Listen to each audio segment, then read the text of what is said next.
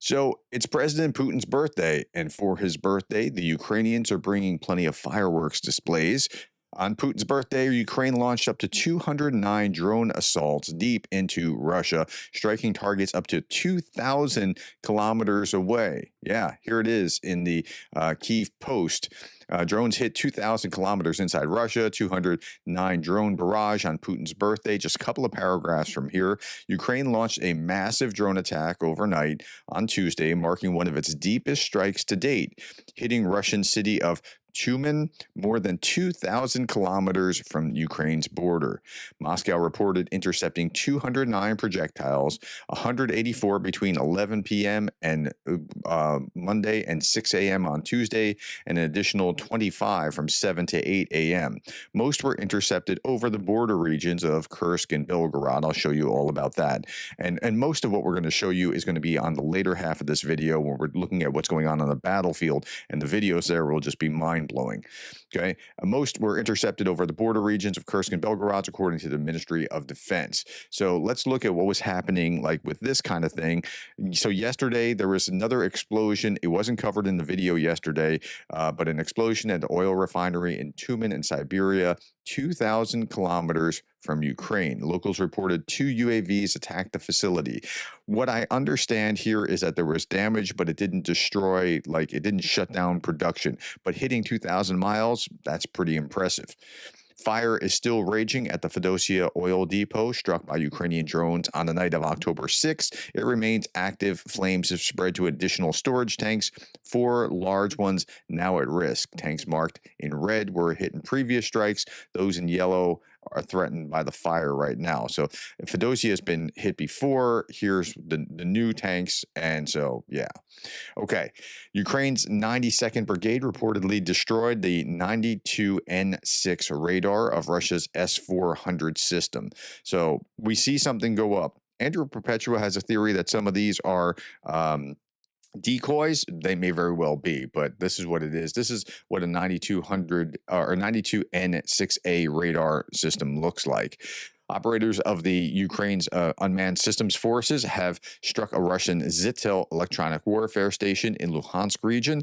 R3300 or 330 ZH Zytel electronic warfare jamming communication station is an extremely rare, high value target. Since the beginning of Russia's full-scale invasion, the destruction of only 23 such enemy systems have been visually confirmed. And so we can see that here. And if you go before that, you can see what this thing looks like. Okay, I've talked about the sabotage on the Russian railways, and somebody pointed out in a comment or an email or something, I don't remember, but hey, you should show a map of what's going on, where all these are hitting. And so this is like the Atesh sabotage near Yekaterinburg, which is disrupting military logistics. So they hit these transformer boxes. I don't know if I'm using the right term, but these things that are like switching boxes, and makes it really difficult for them to do it. They're hitting all over in multiple locations. And so that sabotage will have some kind of an effect. Residents of Nizhny Novgorod were jolted awake by loud nighttime claps, as Russia's state media calls them, hundreds of kilometers from the front. So the war is coming home to Russia, and they're experiencing that now. Following Russia's strikes on Ukraine's energy infrastructure, Ukrainian HIMARS delivered a kinetic sanctions package to Belgorod, reminding Russia that the war is very much a two-way game. Zelensky said it yesterday that if you hit our energy infrastructure, we're going to hit your energy infrastructure in the same way. He couldn't have said this in the first year of the war and actually have it been a meaningful threat, but the improvements in rockets have been pretty substantial. Russia's also hitting their own. Russian air defense struck an apartment building in Belgorod yesterday as well. So, and you know, accidents happen, but they're a lot less cautious, it seems. Okay, now this was really interesting to my mind. Ukraine appears to be attacking the town of Stary Oskil in the Belgorod region. I was wondering why we didn't do this before. This is a key iron ore producing and extraction site in Russia, accounting for 50% of Russian iron production, roughly 40 million tons. Not only are these machines extremely expensive, but the bigger issue is that they are never readily available, and lead times are a year or more. To summarize, if Ukraine can successfully strike these, the Russian iron manufacturing industry will lose 50% of its output if they just go after these sites, which is, I mean, this seems to be in line with what Russia is experiencing from Ukrainian strikes now with the oil industry. And so if they just apply this elsewhere. Okay. Now, Russian shelling struck within 1.25 kilometers of the occupied Zaporizhia nuclear power plant on 6 October, according to the IAEA. Station has been without external power for 13 days. The power lines are cut. They have diesel backup generators, but the power lines go to the Ukrainian side.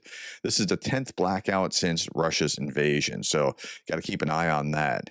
Overnight, here's what the Russians were doing. Before I show you that and get to the battlefield, and you see, wow, some significant stuff on the battlefield. If you're getting value out of this, hit subscribe. I do these every day, so I want you to stay informed. Okay, overnight, Russia launched 2 Iskander-M KN-23 ballistic missiles and 152 attack drones. That's about the average of what they can do in a given day. So this is right in line. They're not saving up, and it's not an overly exhaustive kind of strike. Ukrainian air defenses, EW units, and mobile teams shot down or suppressed 88 drones and still hit 10 sites. Another night of Russia's war against Ukraine, Putin's forces launched a massive drone attack. Energy facilities and railways in Poltava and Sumy were hit with no military targets in sight. Again, same thing. Here's some images of the railways being struck. And I mean, yeah, there's no military purpose, particularly there. Russian attack on Poltava last night, locomotive depot and trains were affected. Okay, soldiers of the Air Command West shot down a KH-101 cruise missile. Listen to this, with a man-pad on October 5th. I don't know even how you could accomplish that. A man-pad is a shoulder-fired weapon, and to hit a cruise missile, shoot that down with that, that's really impressive. Okay, just some images of jets flying over, trying to shoot down whatever's coming their way. But beyond the jets, yesterday I talked about that Europe was devising this device that was like 16,000 more times more efficient. It just knocks down the drones. It doesn't like make them explode. But then I also saw this European manufacturer. Okay, it's Thales in English, but it's Thales in the way it's pronounced. Thales has developed a compact mini missile to help counter Shahed type attack drones.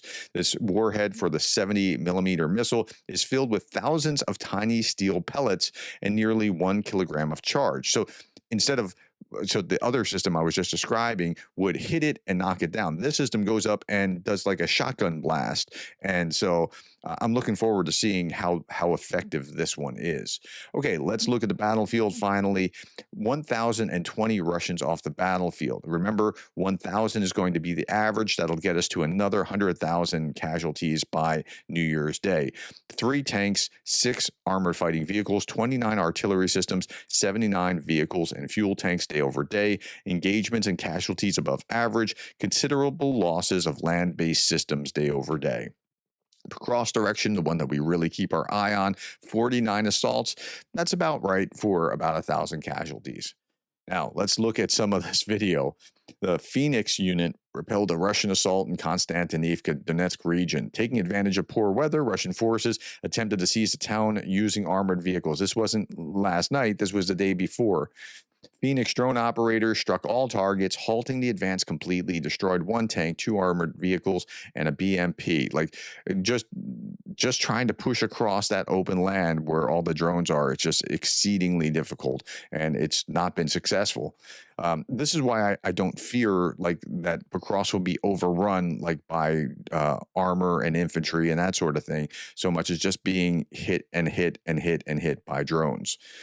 Ukrainian naval forces are serving as a platform for large bomber drones, so they can take these out further and launched this from a mothership that is the naval platform, and then launched the drones to extend its range. And so, yeah, that's happening now. A Russian joined the Ukrainian military as a volunteer to spy for Russia.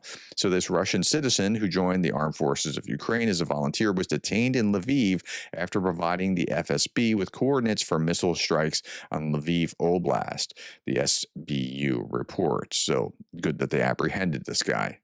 Nearly 1,000 Russian soldiers who came back from the front line have been charged in cases of murder and fatal beatings.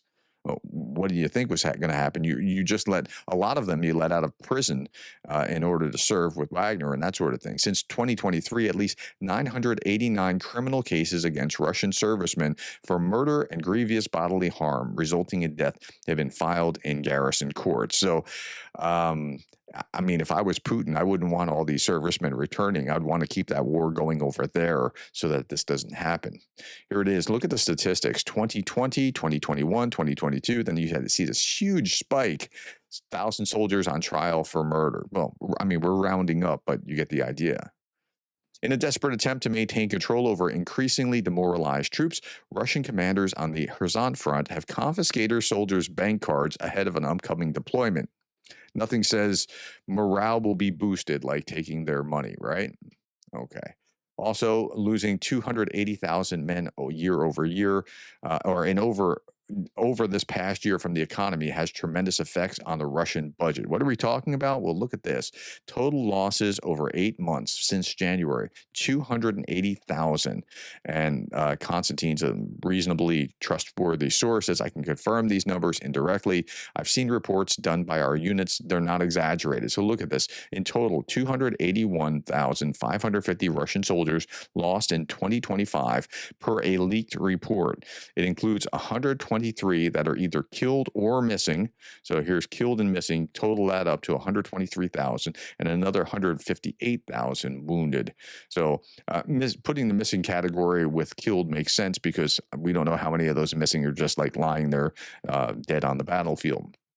Okay. And again, here we can see where the Russian casualties per grouping from the leak today, like where they are in the north section or the west, center, east, south, or Dnieper. Okay. Russians attempted a massive mechanized assault in Konstantinivka, and that didn't work out so well. Just you can see the drones doing what drones do, and I lumped these together, these kind of videos together, so that you could see like just drones after drones after drones. Because we're gonna watch this. I mean, again, this is what drones do, and then this is from the Kyiv Post. Going after the radar systems and things along those lines that we were talking about earlier.